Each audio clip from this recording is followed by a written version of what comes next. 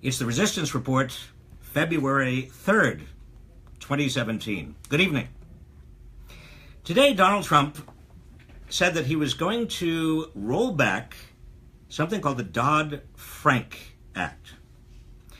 Now, I want to talk about this for a minute because the purpose of these evening talks we have is to provide some context and to connect the dots and to see how things actually form a pattern. What's the pattern here? Well, Dodd-Frank, as you remember, was passed a few years ago in order to prevent a repeat of what happened in 2008. And that is, as you remember, big banks had been gambling in the stock market for years with your commercial deposits, and the big banks felt that they were in trouble. In fact, they were in trouble. Their debts were piling up. They couldn't, in fact, they'd gotten too deep on all sorts of very complicated derivatives.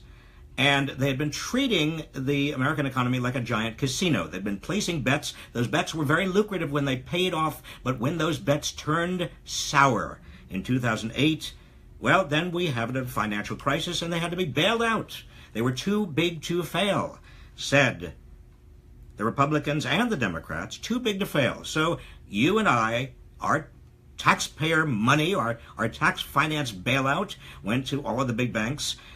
No major banker was indicted. Nobody was put in prison. Nobody was jailed. But at least we had the Dodd-Frank Act that was purportedly designed to prevent this from ever happening again. Unfortunately, millions of Americans lost their jobs. They lost their savings. They lost their homes. So it wasn't over exactly. In fact, Dodd-Frank was designed to prevent not only another financial crisis, but another crisis that would force millions of Americans to lose their homes and their jobs and their savings. Now, does Donald Trump think we all have amnesia? That we don't remember what happened 9 years ago? Well, I have news for him. The Tea Party movement and Occupy and a lot of the populist rage that's been growing over the last few years really stemmed from that bailout of Wall Street. Here's something else that Trump ought to know. In 2008, when everything began to collapse, the five largest banks on Wall Street had 25% of U.S. banking assets. They were too big to fail. 25% of U.S. banking assets in 2008. Today, the five largest banks have 44% of U.S. banking assets. In other words, they are much bigger. If they were too big to fail in 2008, they are gigantic today. They would never be permitted to fail today, which means that if they start going down the tubes, if they are allowed once again to treat the economy as a giant casino, they're going to have to be bailed out.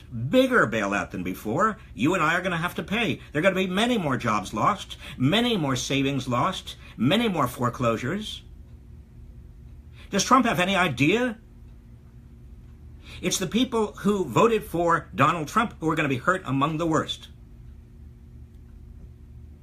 Because it's their savings and their jobs and their homes that are going to go. So what does Donald Trump think? Does he think that we're stupid? Well, not only do we have amnesia, but we just don't know what's going on. As I recall, and it wasn't that long ago, we had a presidential campaign, and Donald Trump was talking about the swamp of Washington and Wall Street, and he was really going to stick it to Wall Street, he said, and he condemned, do you remember? He condemned Hillary Clinton for being too close to Wall Street, too close to Goldman Sachs. Well, we're in a new world, it seems, now that Donald Trump is president, because Goldman Sachs is now all over his administration. In fact, the head of his National Economic Council, Gary Cohn, is from Goldman Sachs. He was president of Goldman Sachs. We've got Steve Bannon, his chief strategist. I'll come back to Bannon. He is also originally from Goldman Sachs. We've got Steve Mnuchin, Trump's candidate, nominee for Treasury the Secretary, also from Goldman Sachs. Jay Clayton, Trump's nominee for the Securities and Exchange Commission, to direct the Securities and Exchange Commission. Guess where Jay Clayton is from? Goldman Sachs. And how about Dana Powell, another top advisor in the White House? Guess where Powell is from? Goldman Sachs. Do you see a pattern here? This isn't just hypocrisy. I mean, hypocrisy is one thing. This is hypocrisy on top of hypocrisy. Hypocrisy that's near lunacy, that's going to hurt all of us, because when you get rid of Dodd-Frank, you are helping who? You're helping Goldman Sachs. You're helping the big banks on Wall Street who are going to be let loose again. Goldman Sachs was at the center of the financial crisis. Goldman Sachs defrauded investors. Goldman Sachs defrauded consumers.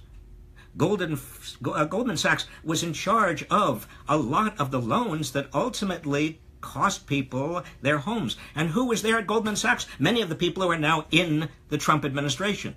They did not get indicted. In fact, they are now sitting very pretty right there in the White House.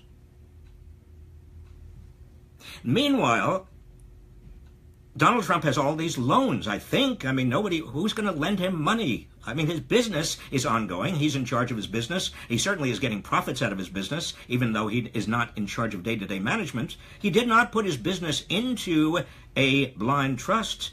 And what about those loans that he took out? What about those loans? Is there a payback here to the big banks on Wall Street? How many of those big banks are handling Donald Trump's loans? We don't know, do we? Should we know? Of course we should know. Why don't we know? Because he's not going to release his taxes. He hasn't released them. He said he would, and now he says, no, I'm not going to, because nobody cares. And he's not putting his assets into a blind trust. So he is taking away the Dodd-Frank Act, which protects us from another Wall Street breakdown. At the same time, we don't know how he's personally going to be affected by any of this. He enriches individual bankers. Maybe he's enriching himself and jeopardizing his voters, people who voted for him, and everybody else. Not a pretty picture. One other thing in terms of not a pretty picture, let me again draw a little bit of connect the dots here.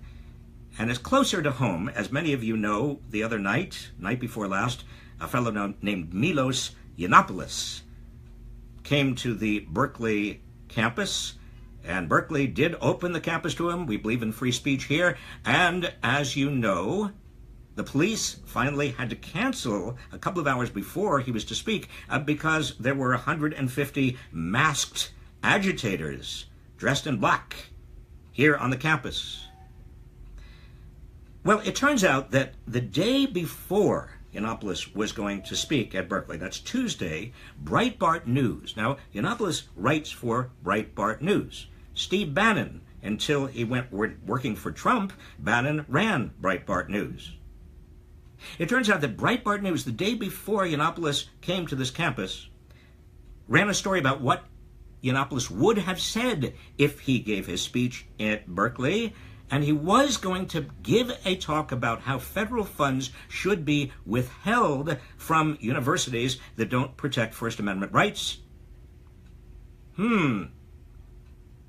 Because the morning after this event at Berkeley, these 150 agitators stopped him from speaking, caused the campus police to stop the speech. Donald Trump himself issued one of his tweets saying that, and it was completely mistaken, he said Berkeley was violating the free speech rights of Yiannopoulos. He said any university, Berkeley, violating the free speech rights, and and subjecting people it disagrees with to violence and intimidation maybe shouldn't get federal funds. Well, isn't that an interesting set of consequences, or at least sequence? Because you had Breitbart News predicting that that's what the theme of Yiannopoulos' speech was going to be, and then Berkeley did open itself up to Yiannopoulos and respected his free speech rights, and then you had these 150 masked people in black garments who stopped the speech. Their violence caused the police to stop it. And then what happened? Then Trump says threateningly that maybe a place like Berkeley should not have federal funds, which is exactly what Yiannopoulos was going to talk about. And then Yiannopoulos goes on Fox News yesterday evening and he says, doesn't talk about anything except, well, maybe if freedom of speech is not respected, these universities should not get federal funding. Oh, incidentally, last night on CNN, I raised the possibility, and I was pretty cautious about this. I raised the possibility that maybe, we don't know, but I wouldn't bet against the possibility that maybe Breitbart was in cahoots with some of these more violent demonstrators in order to lay the predicate, the basis, the justification for the Trump administration taking a larger role in overseeing universities and using the threat of a withdrawal of federal funds as Trump's stick. What happened then? Breitbart News almost immediately issued a scathing statement saying that I lied in saying that Breitbart News was organizing the riot. I didn't say that. I said I wouldn't bet against the possibility there was some possible connection. Do you see what I am getting at here? We know very little. We know that there's a connection between Yiannopoulos and Bannon and Trump and Breitbart, and we also know that Trump and Bannon are out to take more and more control of more and more democratic institutions. I don't want to add to the prevailing conspiracy theories, but I do want to put us all on at least notice that there's a possibility. We need to be vigilant about all of this. And what I really want to say, both about Dodd-Frank and the executive orders, and also about Yiannopoulos and free speech and everything else that has happened this second week, only the second week of the Trump administration, is that there is a lot of reason to be worried. I don't want to panic you. I don't want to freak you out. With these evening discussions, my goal is not to freak you out. Too many of you were already freaked out. No, I want to encourage your activism. There's reason to be encouraged and hopeful. We're making progress. We are actually forcing the hand of Democrats in Congress to take a much more, a stronger role in the resistance against Trump's nominees, against Trump's executive orders. Democrats are actually showing the beginnings of some backbone. That's great. That's your doing. That's what we need. We're having lawsuits. Lawsuits are starting all around the United States. State attorneys general are getting into the act. That's your doing. That's your pressure. You are doing it. There are boycotts. Nordstrom's just basically got rid of the Ivanka Trump line. Well, that didn't come out of nowhere. You're having an effect. We are having an effect. The resistance is building. In other words, I don't want to freak you out, but I do want you to understand how important your activism is. And I also want you to know we are containing some of this damage. We've got to work for impeachment or 25th Amendment. Basically, get him out on the basis of mental instability. But that will come. That will come. I'm going to take your questions now because I know you have some.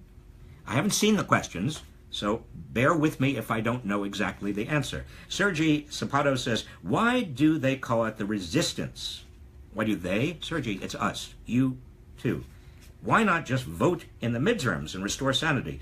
Well, Sergei, we all have to vote in the midterms and restore sanity, absolutely. But in order to make sure that the midterms do restore sanity, we've got to be organized and mobilized, and that's why the resistance is necessary. Also, we've got to contain and make sure that Donald Trump and his appointees don't get rid of, eviscerate the democratic institutions, the basic democratic building blocks on which we depend for having a fair and free election. This from Lisa Brown. Why haven't the proceedings for his impeachment started yet? Lisa, that Republicans are in charge of the House and the Senate.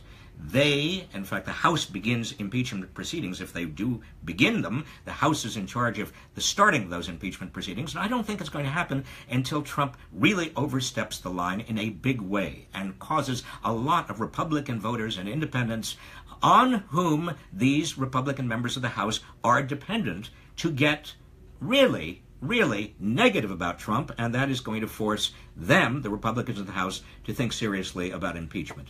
They like Mike Pence, much more than they do Donald Trump. They're comfortable with Pence. They think Trump, many of them are beginning to think, if they haven't already, that Trump is unhinged. Helen Wood, when a sitting president of the United States is sued for a wrongdoing on his part in relation to executing his duties, who pays his legal bills? Asking for a friend. Well, Helen, I'm glad you're asking for a friend. If you're asking for yourself, that's fine too. Well, if a president of the United States is sued, his legal bills are being paid by the United States if he's sued for something that he did under the cloak and auspices of his presidency, of his authority. If he did something else that has no relationship to what he is authorized to do, those legal bills would be paid by the individual who is president. Now, this is from Carol Kent. Trump and Bannon's recent actions seem like shock events that are designed to divide people, cause chaos, and so on, could potentially be covering up things that are going on behind closed doors. What do I think? Carol, I think that some of this is shock and awe. Yes, it is designed to throw us off our stride, to immobilize, to divert attention.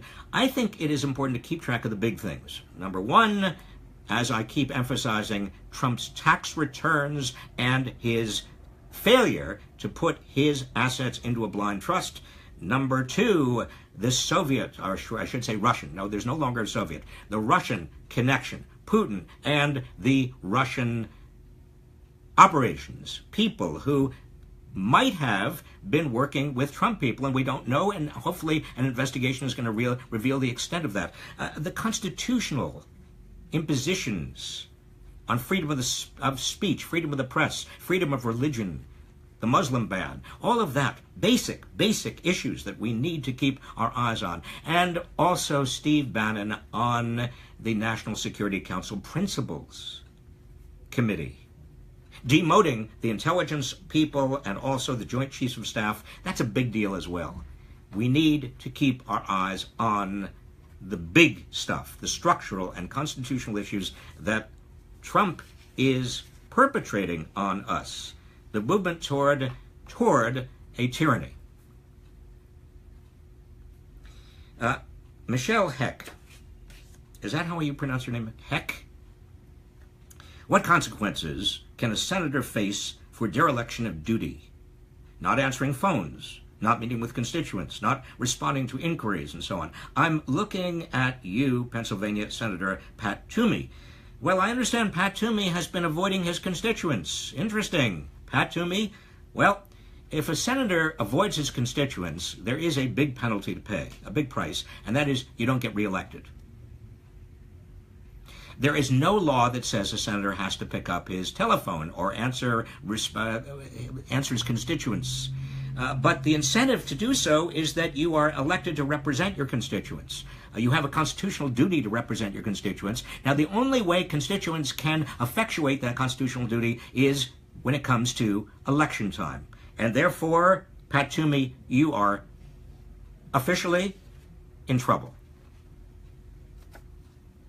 Susan Sullivan, can we sue the IRS for his tax records like we sued the White House for the Iran-Contra emails?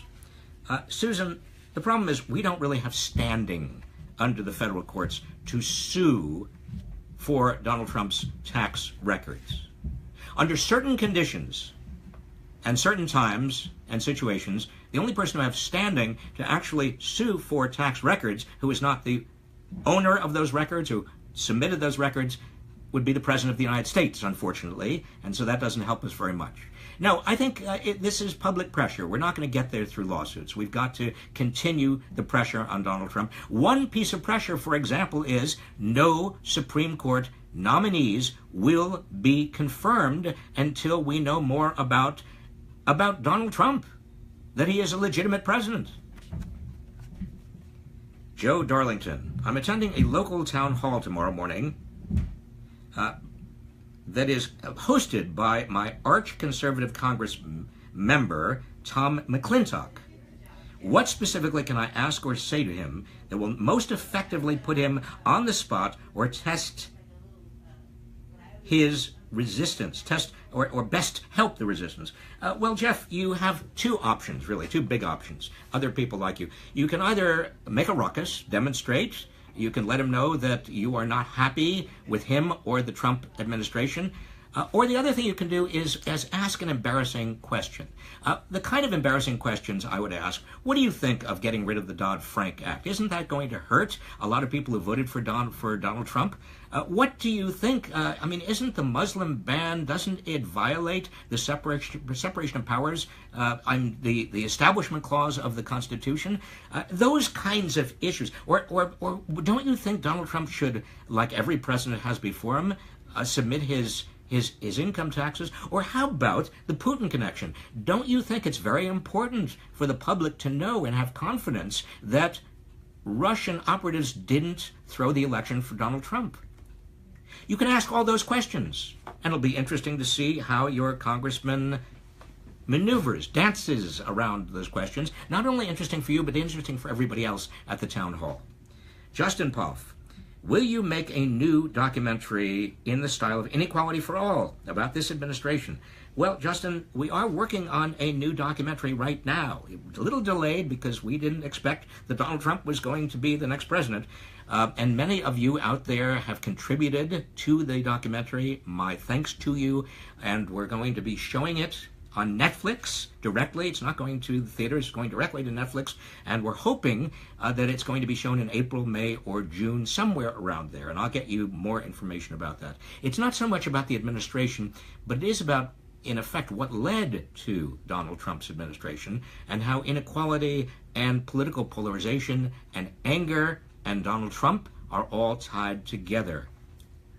It's also sort of personal, too. Okay, this is the last question of the night. Justin Shine. What are your thoughts on a national strike against Trump as a tactic?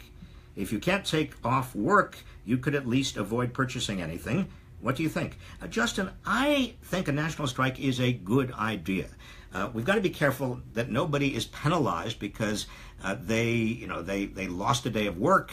I don't want a lot of people who are already struggling to make ends meet really be burdened by a general strike. But at the same time, it's important that the media and the public in general know how large the resistance is. And if the general strike can be organized in a way that doesn't hurt people, but does create a very clear signal about how large and powerful the resistance is becoming, I'm all in favor of it. And I want, on that note, because the weekend is coming up and I'm not going to see you until next Monday, to just say that I have not seen a kind of movement grow as spontaneously and as powerfully as this since the Vietnam War. And in the Vietnam War, we had, many of us, a very personal and kind of selfish stake, and that is that many families had young men who were going to go off and fight in Vietnam and felt that that was unjust. The war was unjust, and therefore those sacrifices would be without any purpose.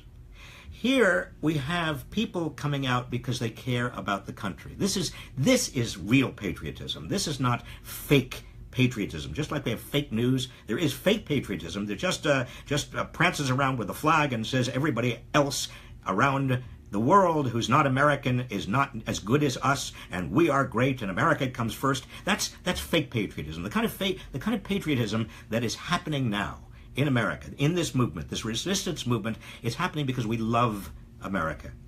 We love the Constitution. We honor our liberties under the Constitution. We understand that Donald Trump is, if not illegitimate, and I think he actually is illegitimate, I think he lost the election, not only popular vote, but I think there was Russian interference that delivered the election to him. But put that aside, even if he were quote-unquote legitimate, we feel that he is trampling on the basic constitutional liberties and rights that this nation values so much and holds so dear. And that's why this movement is so important. That's why this movement is to be a cause of celebration. You are involved. Many of you, I hear from you every day, many of you are coming up with new ideas for reaching out, for getting more people mobilized and organized. More boycotts, more ways of putting pressure on members of Congress, more ways of organizing yourselves to be heard. And we, therefore, are winning. You will win. And you have my thanks. See you next week.